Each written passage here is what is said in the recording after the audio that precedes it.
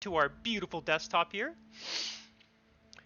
So these, as I just said, are the expansion patch notes for the patch on expansion release date on Tuesday, November 14th, 2023, 7 days from today, as of the making of this video. Fall is in the air, and our upcoming major update is stuffed with goodies. We're cooking up a new ranked season, a new map pool rotation, with a side of brand new maps, slice of fun with our fireside festivities, and then we have 3 new maps: Canal, Gorge, and Rocky River, expansion exclusive maps. Empire Wars comes to Quick Match. Walls are easier and simpler to build. This is actually a pretty big one. Several updates to AI, which we'll probably skip a lot of those, and then some balance changes and bug fixes. So let us just get started on the fun. Season 6 begins, well, no, this is the festivities, which starts on November 14th, but that is not when the new season starts. The new season starts on the 15th, I think. Alright, so Season 5 ends on November 13th at 11:59 p.m. Pacific Time. For the first time, rewards will be delivered based on the highest rank you achieve throughout the season. So if you hit Conqueror, for example, and you fell down to Bronze, you still get your Conqueror rewards. So congrats for our Conqueror to Bronze Chads out there. And then, be sure to visit your profile page in-game after the season has ended to claim your rewards. But don't rest. Season 6 begins on November 15th at 10 a.m. Pacific Time. Charge into the fray to earn new rewards and climb the ladder to victory. Season 6 runs until March 13th at 11:59 p.m. Pacific Time. Let's go! That's about right for a season, 4 months. Map pool rotation. Okay, this is a big one. But will I also be eligible for bronze rewards? I actually don't know. I don't know how that works. I've never paid attention. A new ranked season means a fresh change in the map pool, and we have some special treats in store for you guys and me. First, this update includes 3 new maps which are immediately debuting on the roster: Canal, Gorge, and Rocky River. And we'll be talking more about these maps here in a moment as they are below. Additionally, we have 4 new maps joining the pool from the Sultan's Ascent expansion. While these maps will normally be exclusive to the owners of the expansion, all players will be able to preview these maps for a limited time through playing in ranked matches. Check them out before the next map rotation.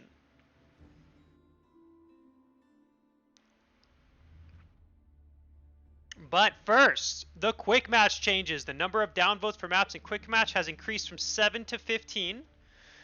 And you can play Empire Wars in Quick Match. I'm going to be honest with you guys.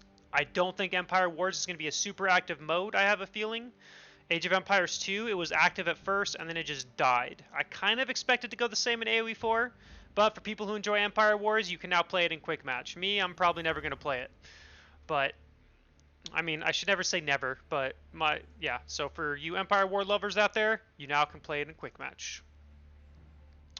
The 1v1 ranked map pool: Arabia, Canal, Cliffside, Golden Heights, Golden Pit, Gorge, Hidden Valley, Himayama, and Rocky River. Now we're going to talk about this in a moment, but to answer your question, what is Empire Wars? Empire Wars is a mode where you start with like 24 workers or something. You pretty much start almost at Feudal Age, like you can start Feudal Age almost immediately. And you start with a bunch of preset building constructions. It's just a very much quicker game mode, at least in the beginning. Alright, so what are my thoughts on the map pool? This is the best map pool we have had since Ranked came out. Because when we went from Quick Match to Ranked season, the map pool then was a godsend because Quick Match was terrible. Because there's a lot of terrible maps out there in this world. I have dreams about them, I should know. So, what are my thoughts on the maps? This is how I like it. Arabia, obviously, if Arabia is never in a map pool, I will personally fly to Canada. I will fly to the Relic headquarters, and I will lecture them for about 5 minutes before returning home that Arabia should always be in the 1v1 map pool. Okay? Can't not have it in there. But let's get on to the more exciting stuff. Canal. So Canal is a hybrid map. It has been in a lot of major tournaments lately. You start with like a small base. There's a river that runs from your base to your opponent's base. There's about, I don't know, 12 fish on each side. I'm vetoing this immediately. Like, this map is veto. Veto. I don't want to play this map. It's a hybrid map. Cliffside, from what Beastie was saying, is a lot like Lipany, except the cliffs are like predestined pretty much. So, I don't know how I think about the map. I haven't played it yet. If I play this map, I'll have a better opinion on it. It looks okay, though. I don't think it's terrible, but I haven't played it, so I'm not sure yet. Golden Heights, it's in the current map pool. This is also a hybrid map. This is also immediately being vetoed by me. Not much else to go there. Golden Pit, this is a map that's actually an Age of Empires 2 map. This is a land-only map, so for those who are worried about the hybrids, don't worry, guys. There's only 4 hybrids. Yeah, 4 hybrids, although one of them is hard to count as one, but we'll go over that in a moment. So Golden Pit has about 6 large gold mines in the center of the map. Each player gets 2 small gold mines, and then the rest is in the center. It's like Regions almost, except there is trade posts on the map, which I am not a fan of, but overall, center gold, it's just like Regions in that aspect. Gorge. We actually haven't seen this map since Red Bull. At least I don't think so. This was a Red Bull map. It's actually an open land only map again. So if you like land maps, like I do, I'm a land map lover. I think it's a fantastic map. This is also in the map pool. Honestly, no jokes. This might be my second favorite map in the map pool. Like this, it would probably be Arabia and Gorge. No jokes. Hidden Valley, which is a map that it's kind of like the Pit, except there's a forest that is each player gets that blocks the middle sacred site, and it does actually block it. You can't quick chop through it. We'll be going over that shortly as to why. And it is more open than the Pit, though. Like in the Pit, it doesn't take much to wall the other side, to wall both sides. In this map, it is a bit wider, so it's like a better version of the Pit, I think, is how I would put it. So that's all there is. It's a better Pit. Still, like, if I'm going to use my third map veto, Hidden Valley has a chance of being one of them, I think. Now, Himayama. This is, when I say this is a hybrid map, this is like a very... When I say it's a hybrid map, it's really hard to call it one because it has one small little lake in the middle, and it's very small, and it only has 4 fish. Shoreline fish too, not deep sea fish. So 4 shoreline fish, which means it only has 2,000 food. It's a very open map. And I feel like this is a map where if you don't get that middle lake, it's not a big deal because it's only 2,000. It's like a bore, is how I think about it. Still gives you an advantage, I imagine, if you get it and your opponent doesn't. But I don't think it's like if you play Canal and you don't go water, you're losing the game. If you play Golden Heights and you don't go water, you're losing the game. If you play Himayama and don't go water, I don't think it's going to make that much of an impact. I could be wrong. I've been wrong before, but from what I've heard and seen of this map, that's what I know about it.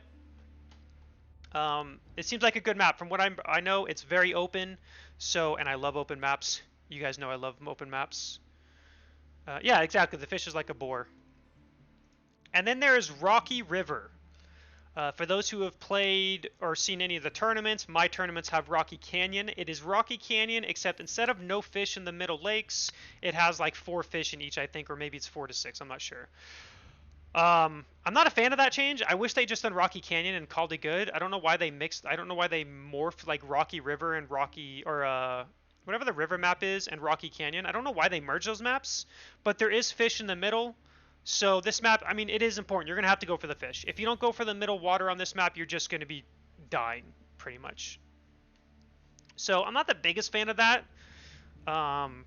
We'll see how it plays out. This definitely won't be one of my favorite maps just because of the fish, but hopefully it plays out okay.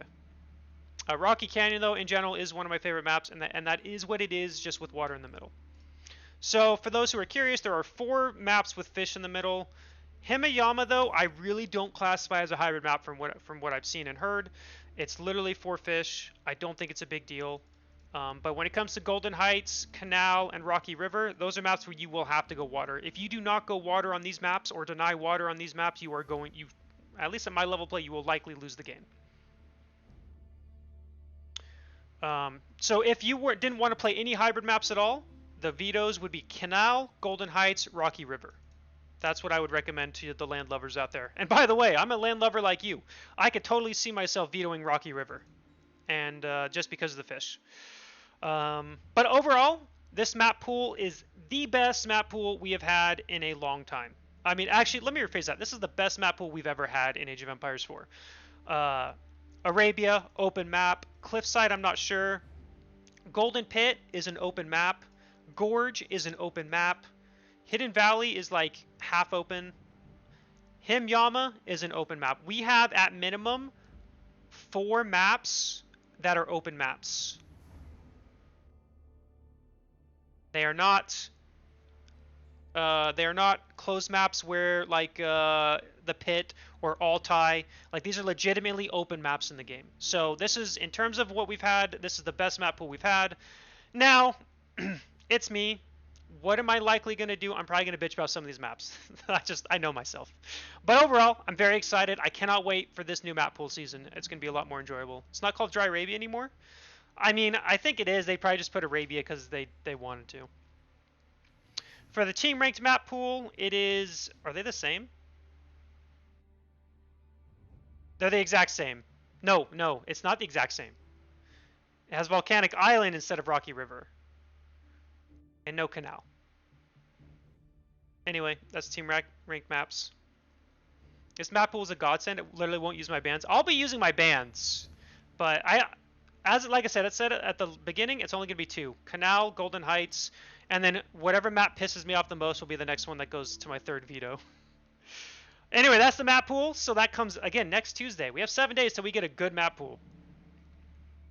We've already talked about Empire Wars. If you like Empire Wars, there you go. So these are the maps. Canal, like I said, you spawn here, opponent here, fish here, fish here. There's a little land crossing here. Again, that's that.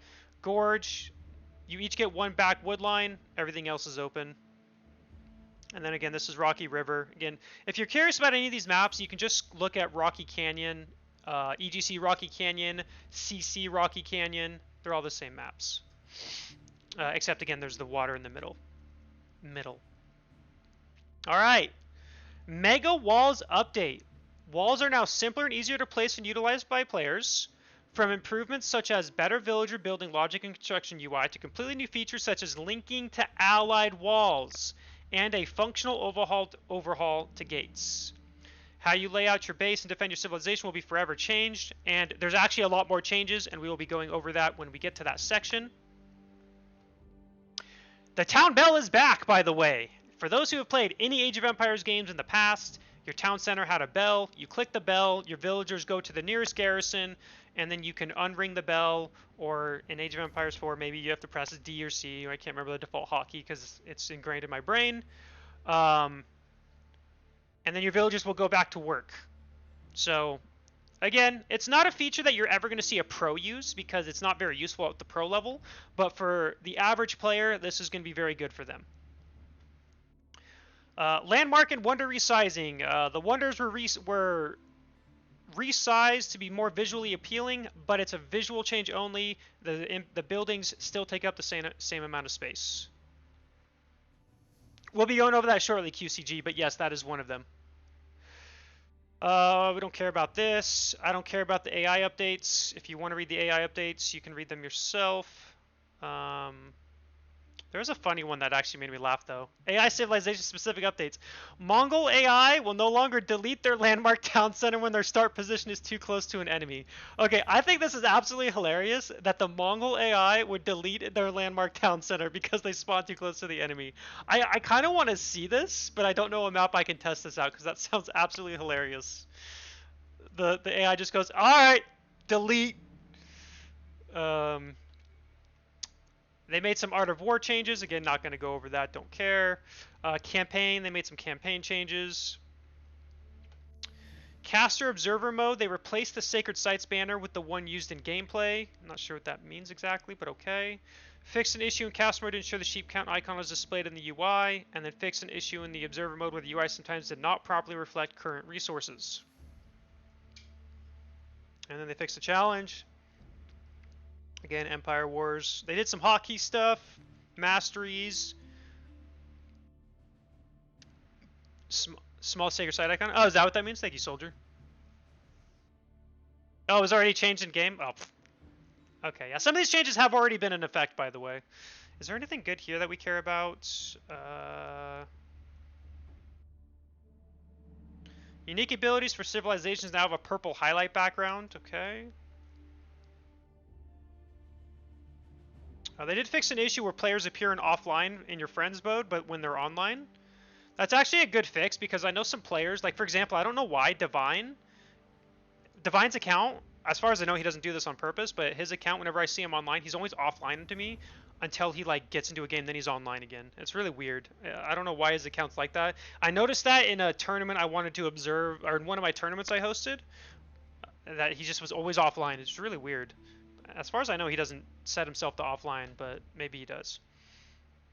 But it's not just him. There's another pro player that also was like only showing offline. So that's good that they're fixing that. They fixed some crashes related to voice chat. So I guess voice chat was causing some crashes. Some performance issues, fixes. I mean, there's nothing really big here to say. Like nothing I really want to talk about. Okay.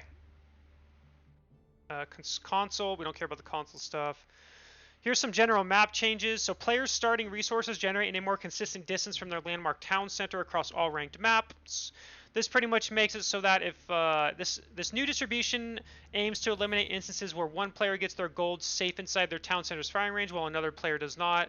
So essentially what this could do, if this works how I think it does, in theory, this could be a buff to the Dark Age Meta Arm Rush with English, because if you spawn as English and you see that your gold mine is outside the safety of the town center range, then your opponent should also be outside the safety of the town center range. And then same with, obviously, if it's in there, then you know not to Men at Arm Rush. Again, it's like it's a good thing. Like, this is a good change that needs to happen. But I could see it being used like that. What's the bell thing? When you press the bell button on your town center, all your villagers will go to the nearest garrison spots.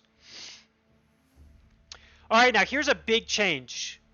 It is no longer possible to forcibly tunnel through woodlines by chopping trees and moving past them. Chopped trees now keep the same movement blockers as when they are part of a woodline, and only once they are fully harvested do they allow for movement to reach the trees behind them. This goes same with build. You cannot build on top of them either. So you cannot chop down some trees, build on top of it, and chop through. I actually like this change. I know some people are not a fan of this change. I personally like this change. I did not like the chop through mechanic. I've never liked it, which is odd because I'm a person who hates walls. Anyone who's watched me knows I hate walls, but this is a good change because it's very annoying how you could chop through and do. I always thought it was annoying how, like, for example, I played against Don Artie recently, and what I did is I chopped through one tree, and he was denied wood for like the whole game. And it was just, I don't know. It was really stupid, and he didn't wall it because it was a tree there blocking it. So I'm personally a fan of this. And this also makes maps like Oasis not stupid anymore. By the way, what's up, Oriental Sniper? I haven't seen you in a while. Glad to see you're still around. You could, like Oasis, for example, you cannot chop through to the center and go for the fish. Now, I still think Oasis isn't the best map. I'm not a big fan of the map, but my point still stands. Now maps can be made and be utilized properly. Again, some people don't like this change. I love it. I'm glad they did this change. Thumbs up on my part. And as far as I know, I believe straggler trees are not impacted by this, so you can build over straggler trees and stuff. Felled trees in dense forests are easier to select in Mediterranean, Asian tropical, and Asian temperate, and go, okay, desert, the biomes, okay. Fixed a bug where the lobby host had a disproportional chance to spawn in a pocket position on maps where player spawns in a ring, okay. Fixed the visual issue, fixed an issue where dense forests would sometimes block vision even after being fully harvested, and then fixed a bug in the skirmish preset. This strat can be used in Hideout. Yeah, exactly. It goes the same with Hideout, right? People would go into the center of Hideout, and then they'd plant the high trade house. But I would never play that map anyway, because that map's also stupid. Some map-specific changes. I don't really care for these. Like, it's just some changes that don't matter. And then here's some balance and bug fixes. Fixed an issue where having a negative amount of stone prevented the repair of wooden structures and vice versa. Okay, good change. Fixed an issue where production buildings couldn't produce units after loading a save file. Okay, don't care. That's for single-player players. Reworded the help text on blacksmith technologies that increase range damage to specify they apply to arrows and bolts. Finally! God, this is the biggest change in the patch. I cannot believe it. Thank God. I'm just kidding, I don't care. Fix a crash that could occur after repairing a Malian ally's landmark after that player left the game. Ensure that the displayed weapon range of keeps, outposts, and town centers during placement matches. During placement, they need like a comma here or something. During placement, matches the range displayed after construction. Stealth units will now show the correct unique player color. Fix an issue where a unit could be visible at the edge of the fog of war, but be unable to be selected or attacks commanded against it. And then another save game issue fixed. All this time I didn't know they didn't apply to hand cannoneers. Wait, are you serious, Zero Wolf? Is that actually true? That would be news to me if that's the case. Console only changes. Victory condition updates. The Sacred Victory timer now pauses while enemy units are standing on a sacred site, regardless if allied units are also on the sacred site. I believe this is already in the game, by the way. I swear to God, this is in the game already. So, but essentially, if I have units on a sacred site and the time's ticking down, and the enemy puts a unit on there, the sacred site timer doesn't go down anymore. I believe it's already in the game. Wonder cost now scales based on map size. Micro, 5,000 of each resource. Small, 6,000 of each resource. Medium, 7,000. Large and larger, 8,000. How much are wonders now? Is it 6,000 right now? Or is it 8,000? I actually don't remember. All I know is it's definitely cheaper in micro. I don't know if it's cheaper in small. That might be the same as it is now. It's 6,000, right? Yeah, thank you. That's what I thought. So 6,000 now, so small doesn't... So really the biggest change is micro, which is 1v1s. Small, it's the same. Medium, it's 1,000 more of each resource. And large and larger is now 2,000 more of each resource.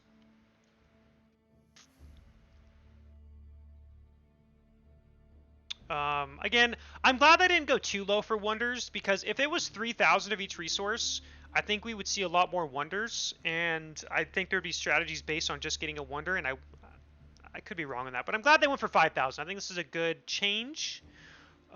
Still going to be hard to get a wonder, and I don't want wonders to become the default way to end games. I really don't, so I'm okay with that. We can check after confidential, but I think it's 6K as well. Now here's some big changes coming to the game. Now this is a change I'm very excited about.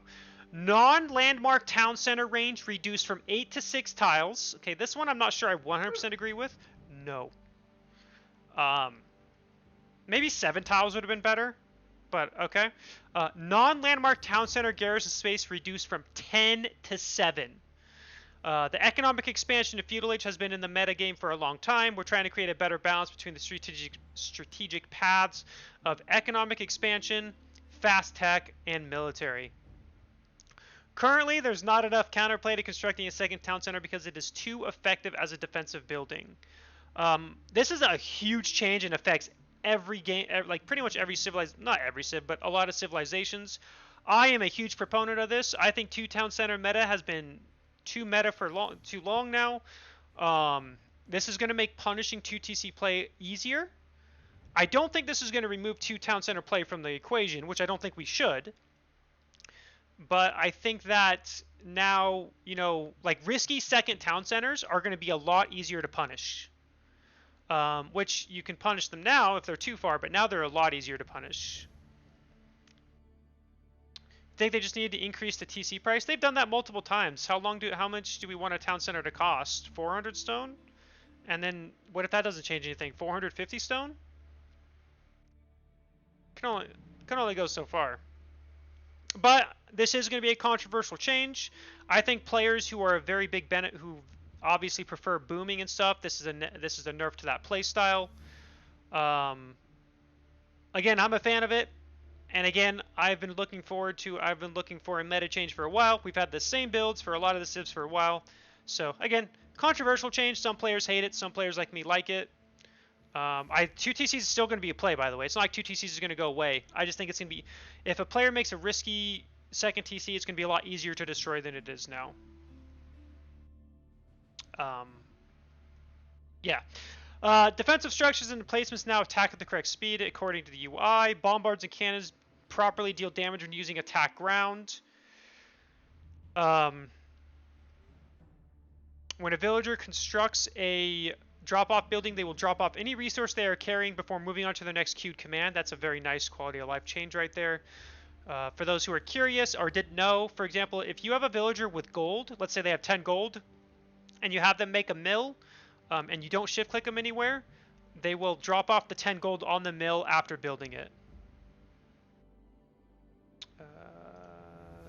Okay. Let's see, what else is there? Fix an issue where units could sometimes use torches against other units or melee weapons against buildings. Okay, I've seen this bug before. It wasn't like game breaking, but something that, you know, should be fixed. So you can nearly destroy second TC with infantry. You can do that now, but it's going to be a lot easier now. Scout weapon information now correctly displays in their UI tooltips. Okay. Naval updates. Fishing boats, line of sight reduced from 14 to 11, health reduced to 100, Delhi Sultan is reduced from 188 to 150, Rus 250 to 200. You know what's funny? I didn't know Delhi fishing boats had more health than normal ones. Oh, okay. Heating shot arrows now restarts the burning effect timer when hitting an already burning naval target, so just some fishing boat changes. Wait, re-explain the build drop off? They no longer can drop off 10. No, they can still do it. Sorry, maybe I didn't say that properly. So now you could theoretically put a villager on like a mill, a mining camp, and shift click them somewhere else, and they will still drop off the resource to that building before moving on to the next target.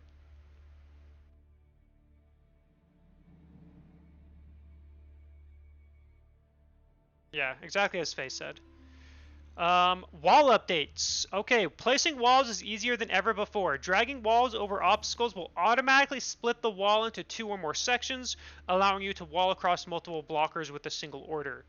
It is a lot easier to wall. Like, so for example, if you wall from the left side of the map to the right side of the map, you don't have to stop. You can just drag it all the way across, and the wall will be placed, and anything that was in its way will just be, you know, ignored or whatever. So it's a good quality of life change. Again, I hate walls, but I actually like that they're doing these kind of changes. Villagers build smarter. Instead of constructing bastions last, villagers will build walls from end to end, starting and ending with the bastion pieces. You will no longer see deleting of endpoints and walls anymore. That is now gone. It is fixed. Done. Get out of here.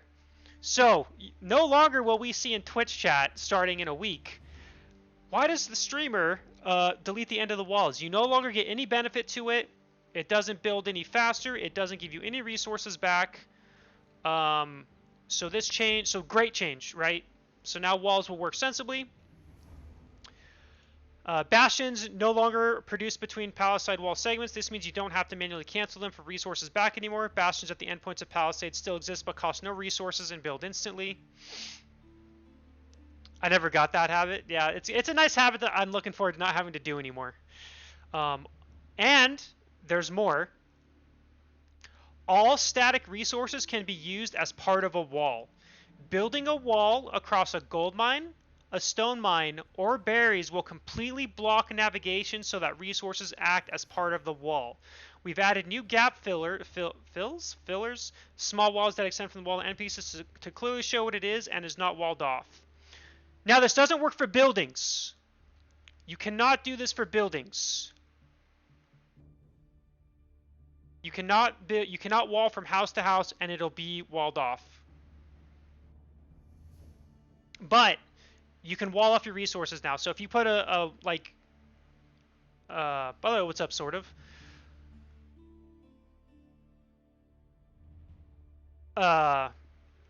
So yeah, if you put a wall over a gold mine, for example, the players can't get past the gold mine. And there's more. We're not done yet, guys. We still have more. Connect walls with other players. It is now possible to join walls together, making walling with your teammates far easier than before. Stone walls connected in this way do not create walkable bridges between them, but do work together to block navigation. And walls can now be placed closer to blockers. Previously, a one-tile clearance was required between walls and blockers such as buildings, resources, and sacred sites.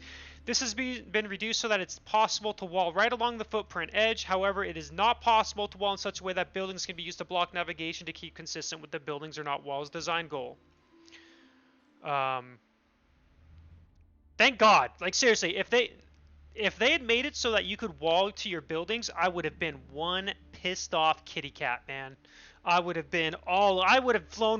booked my flight to Canada and gone straight to Relic headquarters if that had been the case. Luckily, we don't have to worry about that. I just want to upgrade my wood to stone walls. No, thank you. We do not want palisade walls to become stone walls. That would be super abusable and super overpowered. If that happened, I would also fly over to Relic headquarters and give a nice talk to them about why they should not do that. Alright, jokes aside, let's move forward. Breaking a wall segment also breaks adjacent segments. This applies to wall segments connected horizontally as well as segments connected directly behind, so that it's much higher impact to break through and harder to repeatedly re-wall the same segment after being destroyed. This has been something that's been suggested for probably a year or so. So glad they're finally applying this change. Very, very happy.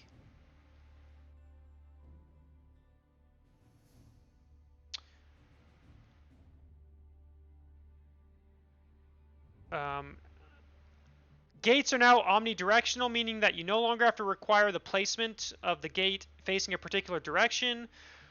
Your own and allied units can use gates to climb into the wall, but enemy units can no longer use gates for access. So you will no longer see someone place their gate wrong and then enemy players going up to the gate and going on top of the walls. No longer possible. Fixed an issue where units could move onto stone wall bastions after an adjacent wall segment was cancelled. That is no longer possible. Walls no longer shift when terrain deforming structures are built near them. This fixes the segments popping to a tiered appearance.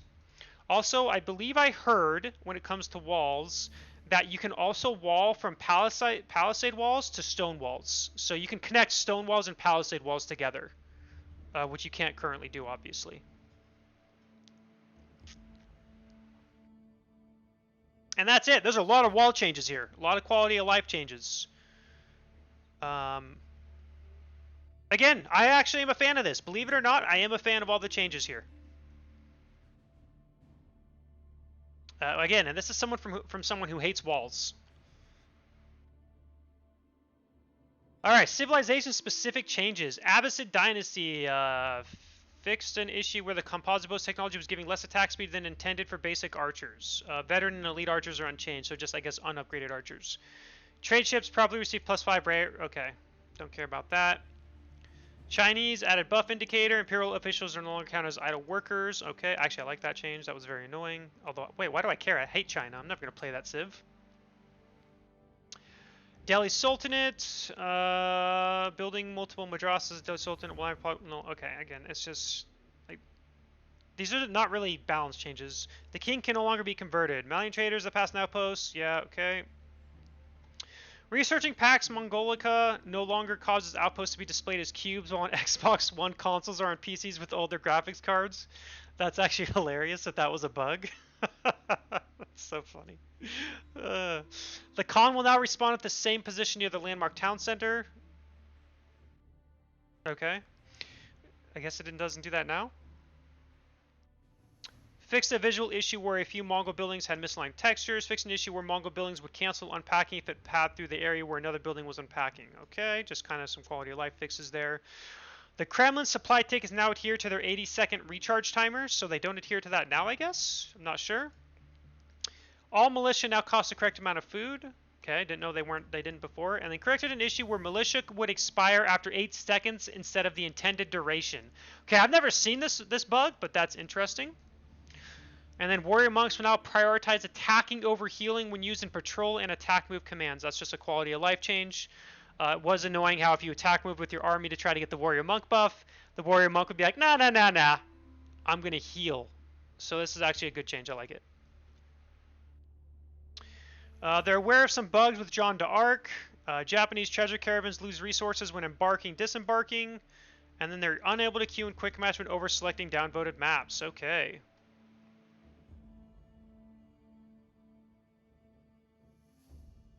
We are working towards a solution in the future patch. In the meantime, please work around this issue by downvoting fewer maps. No, I'm downvoting the shit out of every map I can, man. Your reports are critical. Nothing really there. And there is going to be a late November, early December patch. We are planning to have a patch in late November, early December to light up our final event of the year. The seasonal event will include more themed challenges, a log and event reward, and even a new seasonal biome. So we have another biome coming. And this minor patch will also include some balance changes and bug fixes. I'm not surprised. I am anticipating, like I said, the game's going to be absolutely broken next week. And by broken, I mean the balance is going to be whack, yo.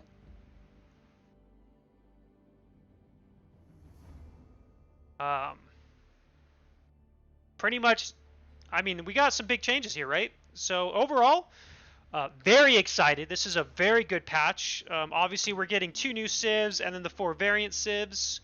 Balance is going to be all over the place. I look forward to seeing all the balance complaints. I look forward to joining you guys by complaining about something that's broken. It's going to be a great time. And yeah, overall though, very excited. Just have to wait 1 more week until the expansion. And that's it.